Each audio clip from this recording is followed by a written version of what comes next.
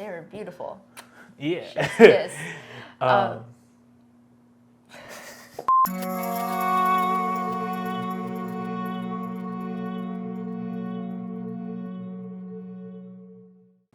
Hello and welcome to another episode of Queer Peer Reviews. We review queer media, good, bad, and ugly. I'm your host, Jamie, and today with me is my co-host, Bruce. Here at Queer Peer Reviews, we review your favorites and not so favorites queer media, going from comic books, TV shows, and movies. On today's episode, you probably heard of this film called Nimona that's on Netflix, which has been, I think, in the top 5 or top 10 for the past week or so. Yeah. Yeah, it first started off as a graphic novel by ND Stevenson and now has been adapted into a film. But it has a little bit of a rough history in terms of getting this film out. Would you like to enlighten us, Bruce? Well, yeah, this thing was stuck in developmental hell. So the film rights belonged to Blue Sky Studios, if you remember them at the time, and they were working on the film and everything, and then Disney acquired Blue Sky, and they were sort of looking over the film Nimona, but being Disney, they didn't appreciate how queer the film was getting, and eventually down the line it just got canceled, and almost like all hopes of any film for Nimona was gone, until Netflix then picked it up, made it queer than originally, and after a while it's been released, and it's possibly one of my favorite films. Yeah, it's one of the few good things Netflix has done. Yeah. But I know originally this film was supposed to come out in 2020, and my heart absolutely broke as a fan of the book itself. And when I heard that it got picked up, I was very excited, and I'm very happy to see where it's come so far. All right, so we have 3 main characters. First, we're gonna talk about Nimona. She is this badass girl. She's becoming gender fluid, because she doesn't. Yeah. Because like throughout the film too, they're always like, you just be a girl, and then she's like, I don't know what you mean. Yeah. So so I think it's confirmed that she is gender fluid. Yeah, even if it's not confirmed, it's definitely heavily implied. Yeah. Because as a shapeshifter, she's able not only to transform into animals, but also different people. So she can take on whatever form that she wants to really do. And she mentions that she feels more pain when she doesn't shapeshift, so she likes to. So so that kind of adds on to the more possibly gender fluid. Yeah, and her character basically has this recurring theme of just trying to fit in and like having the shapeshift just to fit in, which you'll learn when you watch the film itself. And we also learn that Nimona is there to become the sidekick of Ballister Boldheart, or in the book you might know him as Blackheart. Well, we'll say though, his personality is a lot more different than it is in the book. He's got a more heroic vibe to him. It's just a lot of certain unfortunate events that then make him look like the villain. Yes. Like he's more of a villain in the book, but in the show, he's more like accidentally typed as the villain. Yeah, there are a lot of changes from the book then that were made to make the movie, which I do really like. Ballister in the movie is in love with Ambrosius Goldenloin, who is this knight. He sports this golden armor. In the book, they're more so friends than anything. It's kind of implied that there may have been some chemistry, but in the movie, it's actually there, which I really like that change. Ambrosius Goldenloin is a knight. He's like more descendant of the founder of the city. Yeah. And it's like a heavy weight on him and everything. But and he's like one of the more common sense types of roles. Like I said, when certain events happen, he tries to keep a more open mind of what's going on in the situation, instead of everyone else where everyone other knights are just like, no, this is the villain, we have to find him. But the other one, he has more doubts, especially because his strong feelings with Ballister. Yeah, and it's very different than he was in the book, because in the book he's actually kind of a jerk, and you kind of don't like him at first until the very end, until you learn about their history together. Yeah. But yeah, let's dive into the movie. So this is your classic tale of 2 friends. One of them kind of gets betrayed by two roommates. You could say they were roommates. Yeah, Ballister kind of gets set up to look like this horrible person, aka, it's not really a spoiler, it's within the first 5 minutes, the Queen Killer. Yeah. So he gets painted as that bad guy. That actually shocked me. When I saw it, I was like, oh, this is very nice. And I thought, I knew something was going on, but when I saw that situation, I was like, oh. Yeah. I was so shocked to see that too. Like because by reading the book, I expected like certain events to happen certain ways, and now I'm introduced to this whole new retelling of this story, which it was fantastic. I love Ballister in this movie. He's so like puppy dog. Right? He's very puppy dog. Yeah. So with all like he wants to make himself innocent, and then you get like this like little like I guess his adopted daughter, Nimona. He becomes this dad figure to Nimona in a sense, because Nimona is she's very homicidal. She's very, I want to burn things down. I want to take down all your nemesis. Yeah. Yeah, and like Ballister's like, no, like I'm not a bad guy. I'm not a bad guy. It's because of this whole misunderstanding. But yeah, you see Nimona kind of taking charge in a sense in terms of like, okay, let's get you your redemption that you need. But like, she kind of wants to do it in a chaotic way, while Ballister just wants to find the proof that he's innocent. And funny when you say like, she find like, fine, I'll help you get redemption. She also has her own development as well for someone who's like had this hatred against humanity, and that's why she, you know, wanted to be the sidekick, because she just wanted to just destroy stuff. And also funny way Ballister kind of also goes into like a bit on the dark side a bit for some moments, like, well, can't say go too far. But when they upload a certain video and it becomes like, I love the montage of that. Yes. Oh, that was so good. But then like the fact that they used like Nimona's powers kind of against her in that sense. Yeah. Oh my God. I can't really spoil this, but I know I want to talk about so much so bad, but it just came out. But that scene, it was like, I caught that immediately, like, you know what else scene that I loved a lot too, that had like a little more meaning to it, was when they were like getting chased by other soldiers, the knights. Nimona got shot in the leg with an arrow, and Ballister was like freaking out about it, but she was like, no, I'm used to this. But I think it's like, if you like, from when I saw like Nimona's face, I saw a bit of like, this is the first time actually someone cares about me getting hurt. So that's why she was like a little bit like shocked, like she was like, no, I'm good, but you know, he took it seriously, and I thought that looked like a nice like little moment there. Oh, definitely. Like you could really see that bond that was just formed right then and there, of like kind of like a father-daughter figure in a sense. She's I guess her powers like kind of make her also immortal in a way. Yeah, and Nimona, this might be a spoiler, so if you don't want to see this, skip ahead a little bit. Nimona is over 1,000 years old. She was there before the city where this takes place in was built, and she knew like the people from back then, but something happens and the villagers wind up being terrified of her because of her powers, calling her a monster. So just the term monster really hits hard with her because she doesn't want to be seen as one. That was one of the biggest triggers. It was also just interesting perspective to see like, so like from her eyes, this whole city is literally built against her. It is. Right, just to see, especially with the statue of the lady who, is that no spoiler, right? I guess it's a spoiler. We could put another little spoiler. Another spoiler, because it's a really good thing to bring up, is that the founder was actually a potential friend that Nimona was gonna make. And I think it was one of the first humans that Nimona ever met.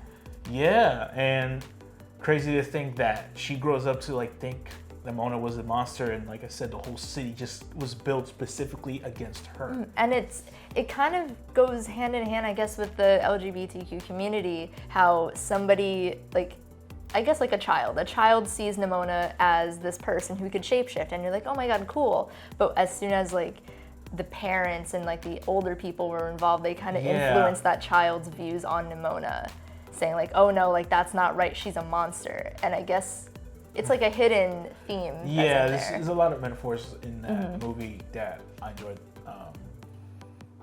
like figuring out, and also it was very well done.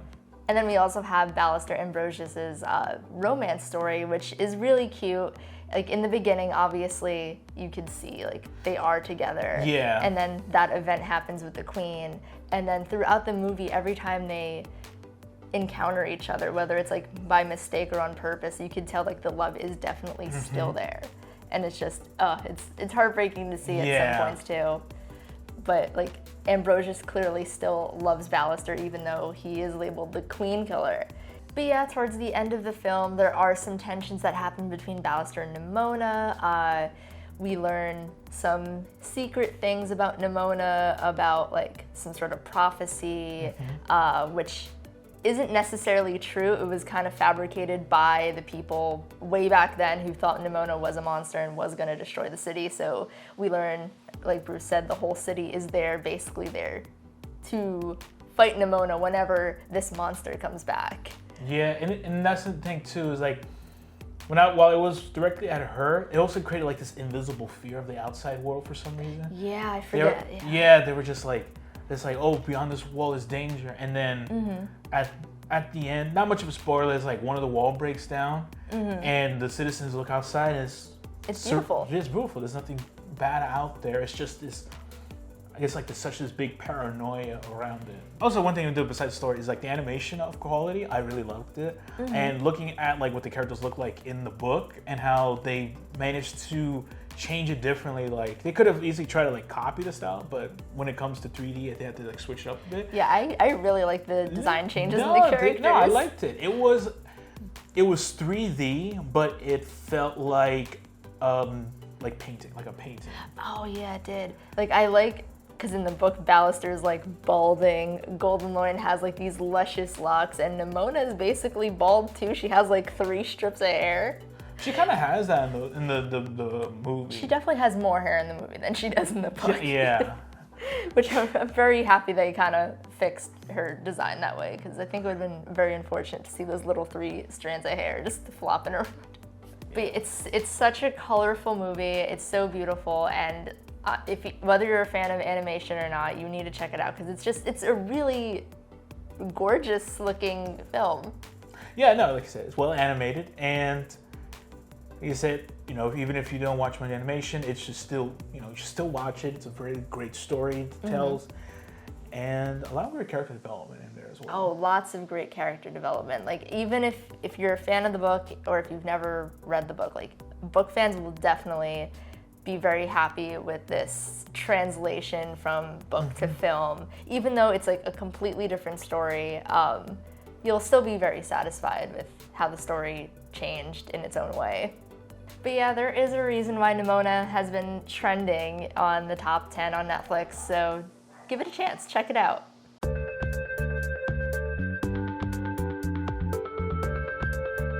Alright, so let's get to the ratings here at Queer Peer Reviews. Going to review our films out of 5 different categories for a grand total of 100. First up, let's start with representation. For representation, we give it I give it a 9. 9. Yes, I mean, they did have Ballister and Ambrosius being a gay couple. They also had Nimona, who we deem as gender fluid if it's not actually like confirmed or not. But I think like the way like the message was, like she keeps saying it, like, as they keep mentioning, they go, maybe like as your normal self, and she's like, I don't get it. I was like, what do you mean? Like, this is just me. Yeah, this is her. Yeah, that's her. Are you a boy? Are you a girl? No, I'm Nimona. And then she says that a lot. Like, you're just a little girl. I'm not a girl. I'm Nimona. And like, it's just. Yeah, she's gender fluid. That's very, Yeah. I mean, there wasn't like a whole lot like talking about gay, but you didn't really need to. And it wasn't like with Ballister and Ambrosius's relationship. It was just there. It was accepted. It wasn't like, oh no, like you can't be together. Like it was this society where they were just more focused on the monsters that they were looking anything goes. We like that here. Yeah. Next up is queer comfort. All right, and so for queer comfort, I give it a 9.5. 9.3. Ooh, 9.3. Why not a 9.5? Just to be funny. Just to be funny. Yeah. It's definitely a very comforting movie. Like we said, the whole themes of acceptance and just changing yourself just to try to fit in with society is definitely a big theme within the queer community. And just to have Ballister and Ambrosius's relationship present when it wasn't in the book, but it was kind of implied. It kind of brings all the characters that you were implied to be gay in the book and actually made them come to life and be gay. I find a lot of like very enjoyable to watch, and especially with all the themes and all. And I was super invested with Ballister and Ambrose's like relationship and how they interacted, and I loved every minute of it. It's really sweet, especially at the end when they actually had the kiss there. It's great. Disney could never. Disney can never. They didn't want to do this, but Netflix did, and it's a lot better. It's a hit. Yeah, so fuck you, mouse. We might be mad at Netflix right now, but they did a good job. At least they could pull through better than Disney. Next up, originality. And for originality, we give it I give it a 9. 8.9. I also mainly did that because I don't want to keep giving the same numbers because it is a great film. Yeah, so as someone who hasn't read the book, but I will read the book after this, I thought it was very original in the fact that Ballister, funny enough, he had like a color scheme of a villain, like wearing all Dark Knight and everything, but realistically he was just framed, and he got framed as this villain, opposite of the book where he's actually the villain. But like I said, it's such like a funny like misunderstanding concept, and in a way he also embraces it. But not only that, and I don't want to give it a complete 10 because like there's like a little bit against like it's always like the main villain is always like the Institute, like the big corporation. There you go, yeah, and it was like that. Actually, another thing I actually liked was that it's medieval, but it's modern medieval. Yes, that was such an interesting thing to me. Like they advance for someone usually because I think knights are like usually they fall in the religion of like a god, but they haven't. But they were like they have enough confidence in science to actually build up like technology, flying cars and all that. Yeah, the flying cars thing threw me off because I don't think they had that in the book. I haven't read the book yet, but I'll see to that. But yeah, like I said, it's modern, but it still has the whole like, what's it called, matriarchy? Yeah. King and queen. Yeah. But with like holographic flying cars and all that. It's such an interesting mixture of like medieval and modern. Next up, the writing. So for writing, we give it 9.2. Oh my god! Oh you my seriously god. thought the same thing too? 9.2, I guess. Yeah. Great writing. Like I said, my originality and writing scores kind of go hand in hand. I love what they did from book to screen. Just the new themes, the new stories, the new backstories for every character was just amazing, and they did a really good job changing from the original story to what we have today, and just it really stuck with me, made me feel lots of emotions. Yeah, and I love how much they like built on like the emotional like way for each of these characters, especially when we know more about Nimona's backstory of like why she acts the way she acts, and it's like you really do feel bad for her, and you kind of get why she want to like destroy Bill, like try to like cause chaos, because they kind of gave her no peace at all for her for like just to be hunted down. The way they did Ballister as like from basically changing the common villain trope, from like because like there's like the ones like enemies to like lovers, friends in the books, I guess. Is that what you call it? Yeah, enemies to lovers, but they were already lovers. They were like, no, well, I saw like it was like friend, like I guess like lovers to enemies and to lovers again. Yeah, I like that. That's a good trope. Yeah, they switch it up here, and Justin, from your words, like I believe it. So, yeah. And last but not least, our overall feelings towards Nimona. And overall, we give it I give it a 10. 9.6. Yeah, I mean, like I said, I read the book. I'm very satisfied. I have no negative comments from this translation to screen at all. I was very satisfied with this movie. And as a big fan of Nimona, thank you Netflix for picking this up. I might have a little beef with you regarding some other shows you may have canceled, but you... Unlike the mouse, you actually pulled through for something. So, Good job. Yeah. But yeah, I enjoyed the film a lot. I immediately started recommending the movies. Like, yeah, you guys gotta check this out. As soon as it came out, I was like, yo, watch it. Great. That's enough to get me actually want to read the book, because I actually want to see how different it was made different. So, yeah, I'm super excited to read this, and yeah. Yeah, and while the book itself is mainly aimed towards adult audiences with all like the homicidal comments and stuff. The movie is definitely appropriate for all ages, so it's a recommendation for anybody really. Yeah, family friendly. Show it to your kids. Show it to your kids. Show it to your mom. Show it to your neighbor's dog walker. Your uncle's goldfish, perhaps. All right, so let's get to our QPR total. AJ. AJ.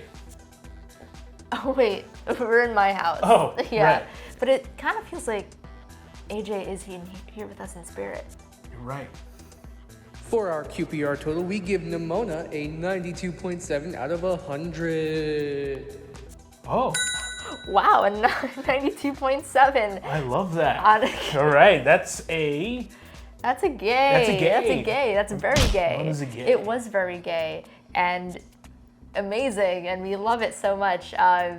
Like we said, highly recommended if you weren't already convinced by our review of it. Mm-hmm. You should go watch it. It's a great film overall, in addition to it being an LGBTQ plus film. But yeah, check it out.